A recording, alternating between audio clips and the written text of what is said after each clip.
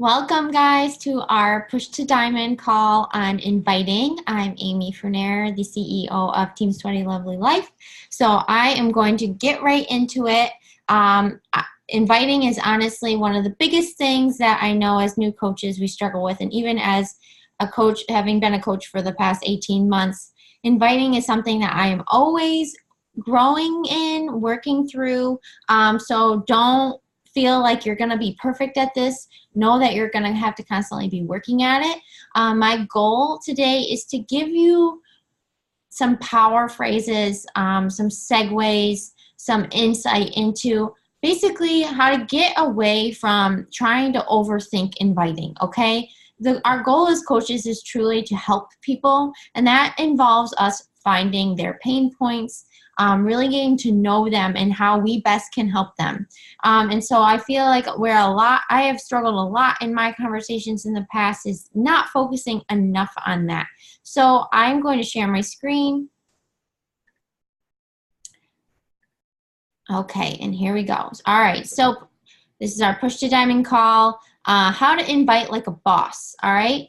So stop overthinking and relying on scripts and start focusing on having those meaningful and effective conversations. All right, so rules to live by. So you got to go for no, you guys, all right? Don't let a conversation fall to the wayside until you get to a decision, all right? So even if it's no, no truly does not mean not no, it means not right now.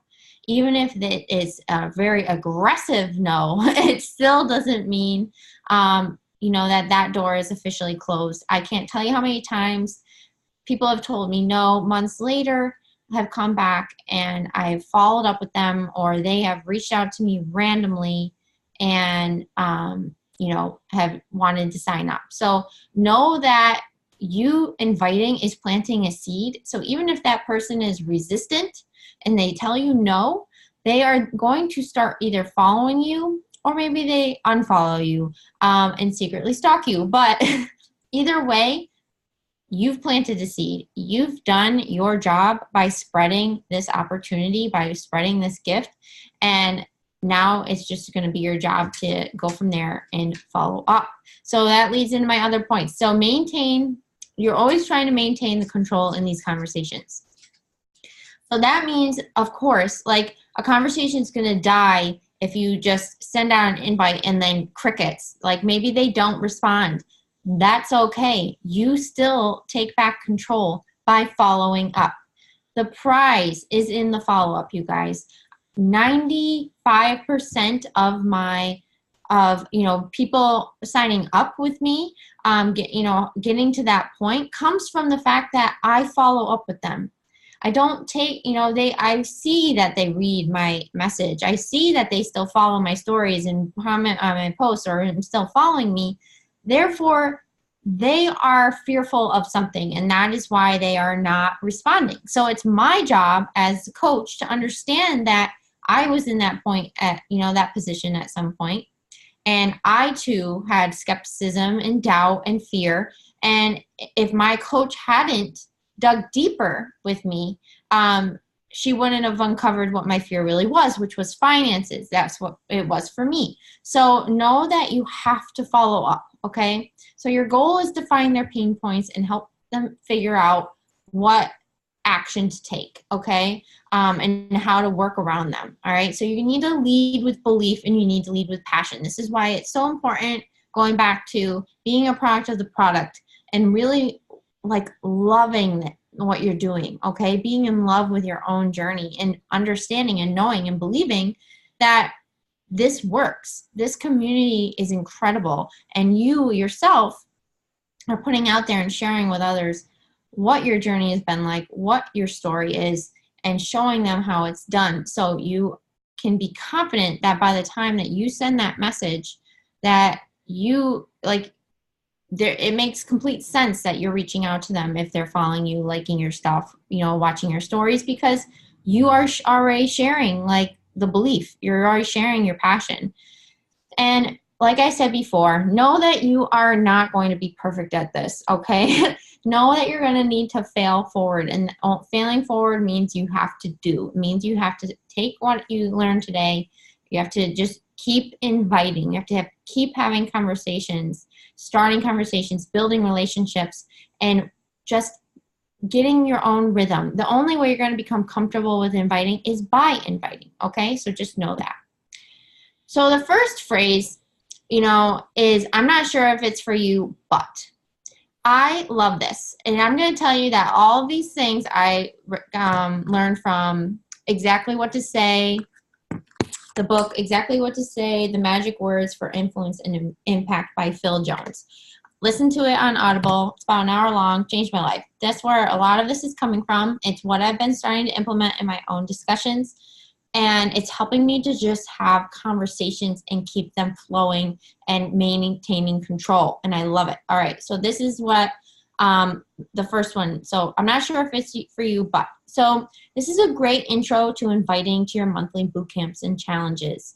All right. So it sends a message that there's no pressure, and it increases their curiosity because you're ending with a but. All right. So you're saying, being like, all right, I don't know if you're into this or if you'll want to do this, but, and you're following up with, something that's going to, intrigue them. So it sends a message that a decision needs to be made. So an example of this, I'm not sure if it's for you, but I'm just opened enrollment for my boot camp that starts November 5th. Would you be interested? Something like that. Okay. So that's literally like a version of what I've been sending out since my enrollment opened this week for my November 5th boot camp.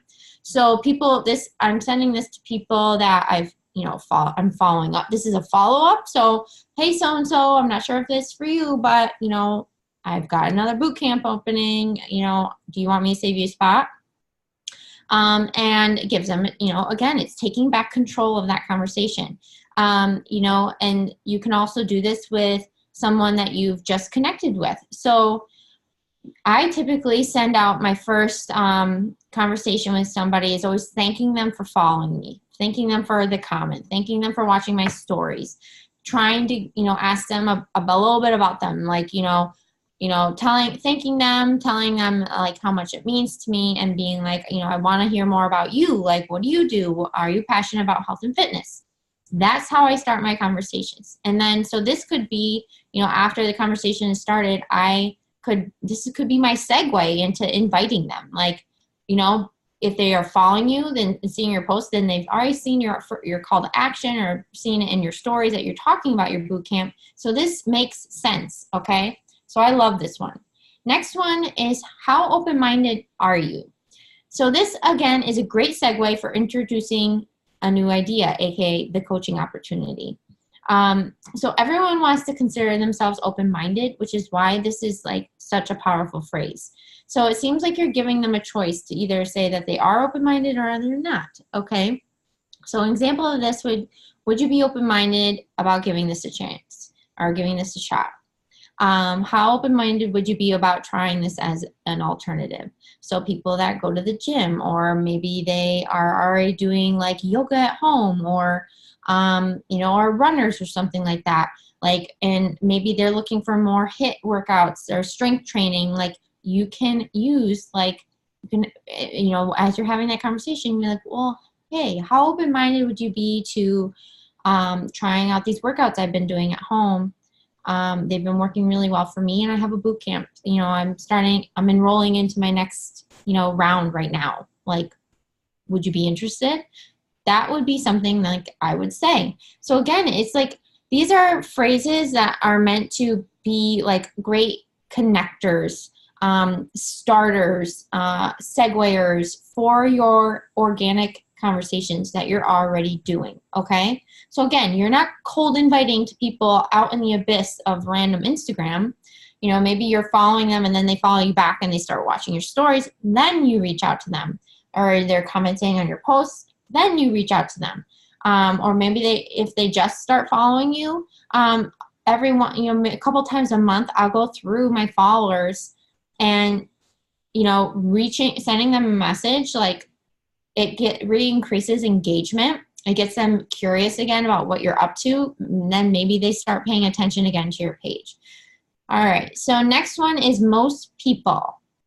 So this takes away the fear and it creates similarity. I love this. I didn't write like a full example, but I'll tell you how I use this. So when I'm talking to people and they're curious and they're interested in the boot camp, I basically say how like most people, you know, do this or this. Most people sign up with a challenge pack and it includes like, you know, do your spiel. Or most people, or I use it kind of with the don't worry. Like, don't worry, most people are nervous, you know, like I was when I first joined. Like most people are hesitant to take this leap, or most people think that, you know, I don't know. Most people is a really good way to basically tell that person you're talking to, like, don't worry, like you're not alone. Like this is normal, okay? Next, how would you feel if? So this is giving them a call to action, like a reason either to move towards what they want or a reason to back away from what they don't want. So either way, it's causing them to make a decision towards action.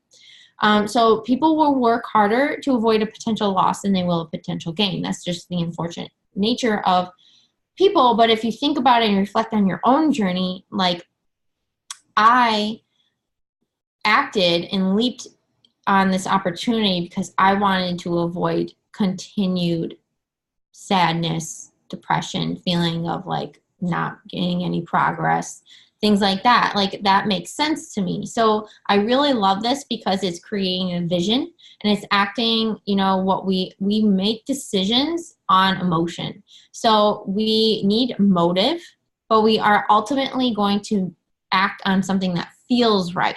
All right. So saying, how would you feel if you lost 10 pounds by Thanksgiving? Or how would you feel if a year from now you were debt free? Or how would you feel if, you know, come the new year, you already like, you know, were feeling amazing and you could go into 2019 feeling strong and with all this momentum. It gives people a reason to move towards what they want, okay, and away from what they don't. The good news is, so this is great for talking about the money, talking about how much the challenge pack costs. It keeps them focused on the positive. It keeps, you know, because honestly, $160, which is what it is right now, is an insane price. I paid $200. Let's just call it what it is. I paid $200 for the challenge pack when I signed up. Because at the time, I literally was spending that on average at Target. So that was like a, you know, like a reasonable amount of money in my mind for Shakeology and a year gym membership, essentially. So $160, you guys, do not be ashamed of that freaking cost. Again, lead with passion, lead with belief. So the way I've been using this is like, the good news is it's only $160 for everything you need. And I tell them what it comes with. All right. So this is a great way, again, to keep the conversation positive and to keep you in control and not to have you come into the conversation talking about money in a ashamed, fearful way, which never do that. Okay. Because you shouldn't be. Next one is before you make your mind up. So I wasn't going to include this one because honestly, like if I ever like am in position to like want to use this, like that's not really a person I kind of really want to work with. Like, but this is kind of like a way for you to sort of maintain control and kind of like a last ditch effort to, organize the conversation. Okay. So maybe someone's like leaning towards saying no, or they're hesitant or whatever. You can say, well, before you make your mind up, maybe you should take some time to think about it. Or before you make your mind up, let's go over again everything that you'd get with the challenge pack, or everything that, you get for this price, or everything. Let's go over your questions. Okay. So it actually, it could be really helpful. I just haven't had to use it yet, or I haven't seen myself use it organically yet. So, but it's honestly, you know, as I talk about it out loud, is a great segue into basically spinning them back to the positive, refocusing or reminding them of all the good things, or reminding them of their objections and your rebuttals to them, okay? If I can, will you? So if you're prepared to give this a try, I'm certain you will see results. So the if is like, you know, going to intrigue them. It's going to catch their attention. So like as kids, we were always told, well, if you go mow the lawn, you can have a cookie. Or if you go, you know, do your chores, then you can watch, you know, television.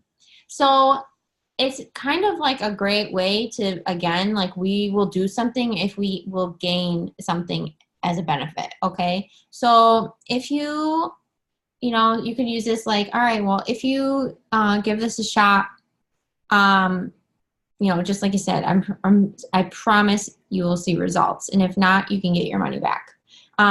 Or if you go all in with this with me, you know, you will, like, there's no way you won't see or feel a change, kind of a thing. Like I'm having a, you know, like, again, I want it to be organic to you. So I want it to be pertinent to whatever it is, like how your discussion's going, but know that like that if the like you're giving them the proposition and then you're telling them what they can get in return. And that's a really powerful phrase. The next one is what happens next is. So this is the best way to, again, like you've had the conversations, you've told them all about what they're going to get, you've gone through all the information, they seem really into it, they seem interested, and then this is kind of where people seem to kind of lose control with the conversation, and it kind of goes crickets. So, you know, they're interested, and then you say, well, what happens next is a great way for you to close it out and lead them to the decision. So what happens next is I'm going to, you know, have you fill out this form, and then all I need is your email address and what flavor Shakeology you need, and then I can get your invoice out to you. And then once you fill that out, I can get to you your welcome email and we can get you started. That's essentially exactly what I say, or have been saying this last week. So I've seen great, like, you know, response from this. It's a great, you know, people, like, obviously they have to give you an answer. So I always end it with sound good, or does that sound good to you? And then it prompts them to make a decision. It usually prompts them to go right to filling out my form, and, you know, causes them to take action, which I love. So the next one is don't worry. So this releases the tension and the worry. All right. So when someone is indecisive, it gives them the feeling that you have this under control. All right. So don't worry, you're bound to be nervous right now is like, or don't worry, everyone feels this way, you know, or don't worry, I felt the same way when I first started, or I felt the same way about the money. And, you know, basically, again, it's bonding you. It's letting them know that, like, it's not unnormal for you to feel this way. Don't worry, I felt this way just like, you know, when I started, and look at me now. That's a great one. So again, you really want to create the bond with these people, because truly, if you're talking to them and they're following you, then you have something in common. They relate to your story, they relate to your journey. So you're basically just, you know, letting them know that, like, what is possible for them, like letting them know that you once were in their shoes and that they can, you know, look where you are now. Okay. I love this one. I bet you're a bit like me.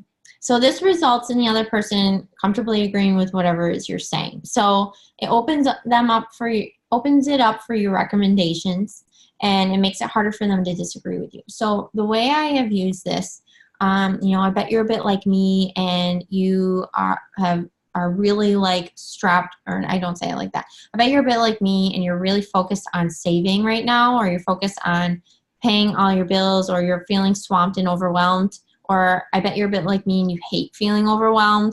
But the good news is that this doesn't take up a lot of time, that this doesn't cost a lot of money. And then it's like, just like a really good way to basically like, all right, they're, you know, that's reasonable. Why wouldn't they agree with you like that? Okay. Like no one likes to feel overwhelmed. Everyone's got bills. Like it's a great way to basically, again, create similarity. The next one, what questions do you have for me? This has been like one of my favorite follow-ups the past few days, because when things go crickets and I've said, you know, either way, let me know, and then they still don't respond, I come back, I've been going back and I've been saying, hey, so-and-so, what questions do you have for me? Or, just basically, yeah, putting them back on the spot. Like, so basically it's like holding the power, regaining the power, and it results in you getting a response, or it uncovers the specific reasons or questions that they need answering to in order for them to give you a response.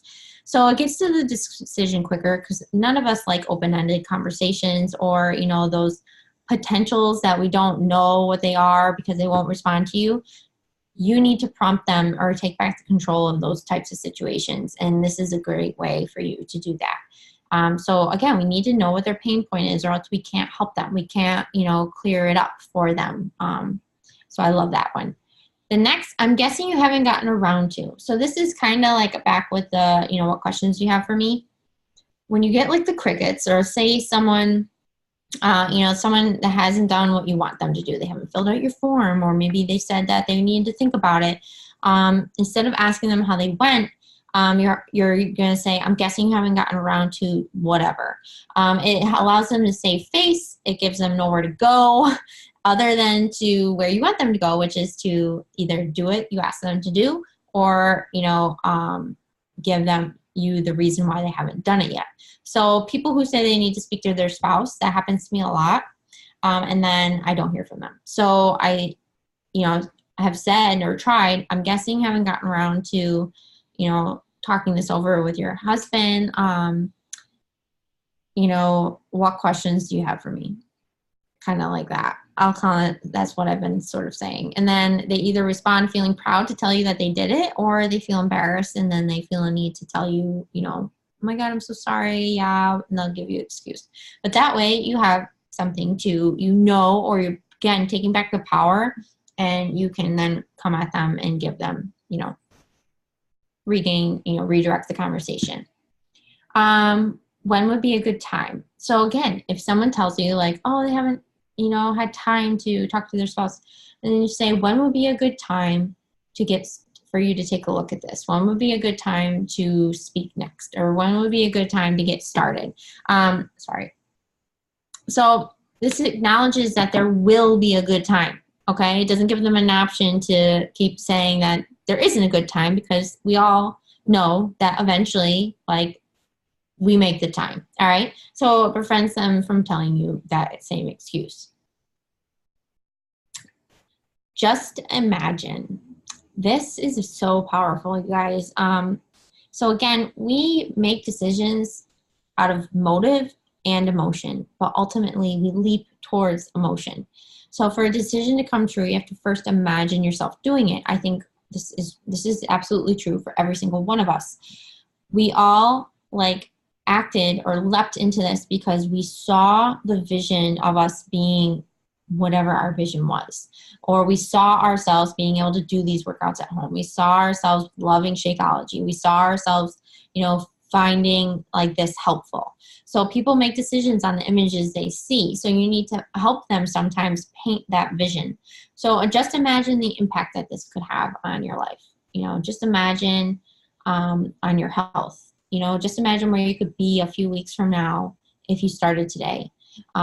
Once they see it, they can believe, and that belief is only going to grow, the bigger, the more contrast of a vision that you paint.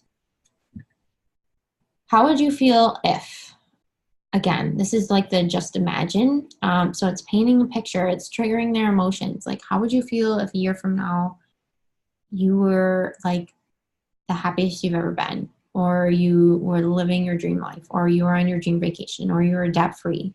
How would you feel if, you were able to pay for all your kids' Christmas presents with your coaching money. Like really giving them a real life scenario based on you already getting to know them and like what their pain points are, what their, you know, priorities are. You can help paint that vision for them and help, you know, again, create that contrast of if you take action, imagine like how you could feel, you know? All right, so I left this for questions, but obviously since no one's on right now, I know all of you are probably working. I just wanted to end this with, again, you need to lead with belief, you guys. I used to dread conversations. I used to dread inviting in a sense. Like I used to have fear, just like everybody has fear. And you keep thinking like, oh, I need the script. I need something to work with. But honestly, what it comes down to is the fact that we are here to help. We are like, I, you know, wanted to just help people. That's all I've ever known that I really wanted to do. That's why I went into nursing. And I've always loved having conversations. So I needed to find the joy in inviting again, you know, and for me to do this long term, which is what I want to do, then this is what feels good to me. This is why I've been focusing on having, you know, setting real attainable goals with my inviting every day, like 10 people at least, like, but cutting it down to like 10 people, I can have 10 conversations in the, you know, like good conversations where I'm actually like, you know, taking time, and it's not a copy and paste, you know, maybe some of it's like similar, you know, some of it's a little copy and paste, but then I'm, you know, I'm able to take the time to make it specific to that person. I'm able to take the time to kind of look at their feed for a minute and like really like understand like what me, if they're not private, understand who they are, like on what phase of life they're in, or maybe already gauge what their priorities are. And I'm able to kind of like see if they're already into fitness or if they're not into fitness, or it looks like, or, you know, and kind of just ask them like, you know, are you passionate about health and fitness, or is that something you struggle with? Or if it's someone who's clearly, you know, fitness wise, are you physically fit, then I would just ask them like, are you passionate about health and fitness and helping others? So that way I'm kind of, one, engaging like, you know, if they're open to trying new things. Two, if they could be a potential, you know, really awesome coach. So it's so important to just lead with belief, lead with passion.